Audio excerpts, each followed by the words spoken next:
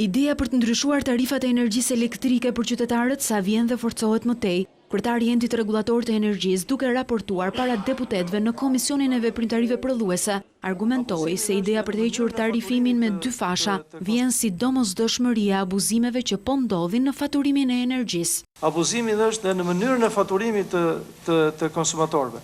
Dhe si ent rregullator, neve po na shqetëson shumë fakti që ky çmim i strukturuar me 2 tarifa po krijon një skemë abuzive nga kompania dhe jo sot, kuptohet, kjo është e trashëguar dhe nga kompania ÇEZ apo në të gjithë ecurinë pas vendosjes së këtij lloji çmimi. Enti rregullator ka hedhur idenë se në mes të këtij viti do të rishikojë çmimet e energjisë elektrike, jo vetëm për konsumatorët, por edhe për kompanitë që operojnë në këtë treg. Sipas kreut të entit, ankesat më të mëdha të ÇEZ-it janë pikërisht nga faturimi i gabuar. Kemi shumë ankesa tek cilët faturimi po bëhet abuziv.